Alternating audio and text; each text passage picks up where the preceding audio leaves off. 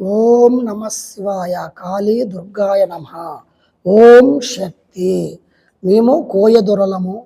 మా తాతలు ముత్తాతల కానించి పెద్ద గురువులు, అఘోరా గురువులు, నాగసాధువులు, ఋషులు, పండితుల దగ్గర ఉపదేశాలు తీసుకొని విద్యని నేర్చుకుని 10 మంది జనాలకు సాయం చేయాలనుకుంటూ ఎంతోమంది కుటుంబ సమస్యలు, భార్య భర్తల్లో ఏదైనా మనశ్శాంతి లేకపోయినా, కలహాలున్నా, గొడవలున్నా వాళ్ళను గురించి మేము అమ్మవారు పూజలు చేసి వాళ్ళకున్న సమస్యలు ఎట్లాంటివో తెలుసుకొని వాళ్ళకి కావలసిన అమ్మవారి రేకులు, యంత్రాలతోటి, తాయెత్తులతోటి వాళ్ళకున్న పీడ, పిచాచి, కర్మ, గాచారం, ఏదన్నా జనాల వల్ల, బంధుమిత్రుల వల్ల రుణబాధలు ఉన్న వాళ్ళకి, మనశ్శాంతి లేని వారికి, లక్ష్మీ నిలకట లేని వారికి, అప్పులు రుణాలు ఉన్నవారికి, వ్యాపారములో వృద్ధి లేని వారికి, ఆర్థిక ఇబ్బందులతోటి మనశ్శాంతి లేకోకుండా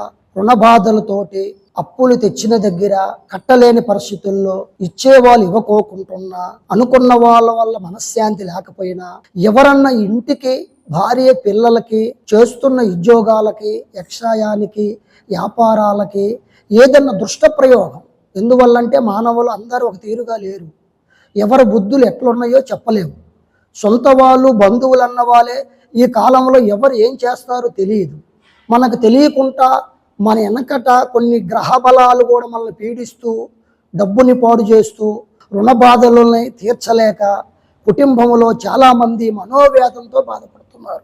వ్యవసాయదారులకు పాడి, పంట, పశువులు, కుటుంబంలో మనశ్శాంతి లేకపోయినా, పంటలు పండకపోయినా, పండిన పంటలు చేతికి రాకపోయినా, ఎవరి మీద అనుమానాలున్నా, ఎవరేదో చెడు చేస్తున్నారని భయం వచ్చినా, ఇంట్లో గ్రహ పీడ పిచాచుల వల్ల చిన్నలకి, పెద్దలకి, స్త్రీలకి ఏదన్నా భయవాందోళనలు ఉన్నా వాళ్ళని గురించి మాకు చెబితే మేము తమలపాకులో అంజనం వేసి వాళ్ళకి దేని వల్ల రాగలిగింది, ఎందువల్ల అది ఉండగలిగింది, అది దేని వల్ల జరుగుతుంది, వాళ్ళకి ఏమి చేస్తే బాగుపడతారు అని వాటికి సంబంధించిన యంత్రాలు, రేకులు, తాయితులు ఇస్తూ వాళ్ళకి పరిపూర్ణ ఆరోగ్యం కలిగి, పరిపూర్ణ సంపాదన కలిగి, పరిపూర్ణమైన వ్యవసాయంలో ఫలితాలు వచ్చి వ్యాపారం చేసే వాళ్ళకి ఇండస్ట్రీలు, పెద్ద పెద్ద కంపెనీలు, ఫ్యాక్టరీలు, బిజినెస్లు,